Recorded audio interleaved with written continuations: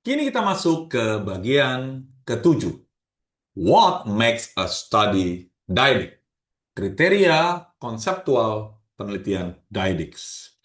Jadi Bapak Ibu, teman-teman semua, tujuan pembelajaran untuk sesi bagian ketujuh ini adalah kita akan menentukan apakah suatu penelitian tentang didactic secara konseptual, bukan secara label, mengidentifikasi ciri utama penelitian didactic tanpa bergantung pada teknik analisis, dan menghindari klaim didactic yang tidak didukung oleh desain dan logika penelitian. Jadi, kesalahpahaman umum, teman-teman sekalian, adalah dyadic itu sebagai label metodologis. Jadi, banyak penelitian menyebut dirinya dyadic karena melibatkan dua peran. Mereka pikir sudah dyadic. Mengumpulkan data dari dua sumber, menggunakan istilah aktor dan partner secara sekilas. Namun, tidak semua penelitian dengan dua pihak itu adalah dyadic. Jadi, harus perhatikan baik-baik ya. Jadi, inti permasalahannya adalah apa yang membedakan penelitian dyadic?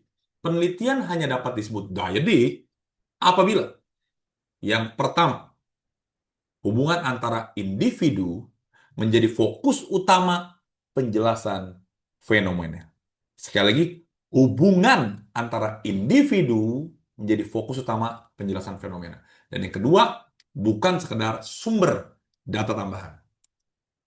Jadi, konseptual penelitian dyadic itu ada kriterianya. Kita lihat sini ya. Yang pertama kita lihat bahwa hubungan sebagai unit penjelasan. Ini fokus konseptualnya, teman bisa baca. Implikasi jika tidak terpenuhi. Lalu pengakuan terhadap interdependence-nya.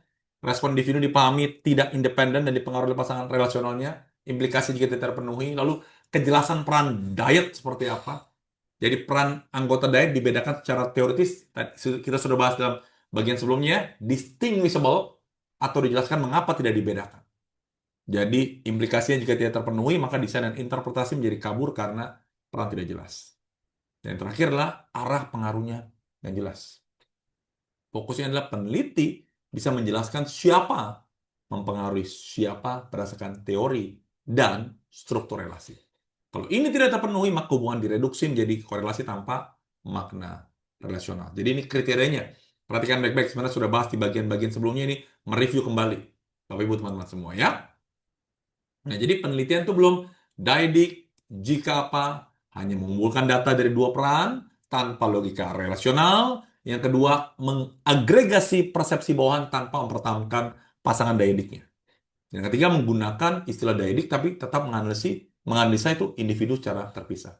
Jadi, dalam hal ini dyadicnya hanya bersifat kosmetik. Betul sekali ya. Ini contoh yang bukan penelitian dyadic. Supervisor, salesperson. Mengukur gaya kepemimpinan supervisor, mengukur kepuasan kerja salesperson.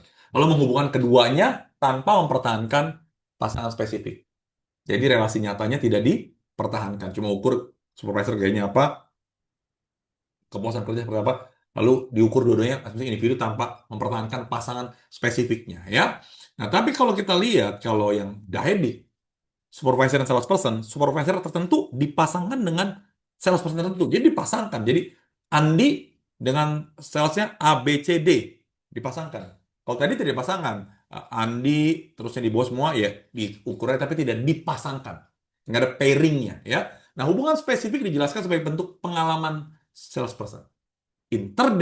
Interdependence diakui sebagai bagian dari mekanisme relasi kerja. Jadi perbedaannya pada logika relasional, bukan jumlah responden.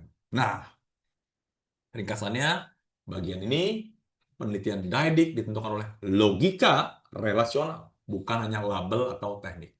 Hubungan harus menjadi unit penjelasan utama. Interdependence, kejelasan peran, dan arah pengaruh adalah ciri kunci. Klaim dyadic tanpa kriteria ini melemahkan kontribusi ilmiah. Akhirnya, Anda tahu kalau gambar ini artinya di slide terakhir, setelah mengetahui kriteria, pertanyaan berikutnya adalah kesalahan konseptual apa yang paling sering terjadi dalam penelitian dyadic.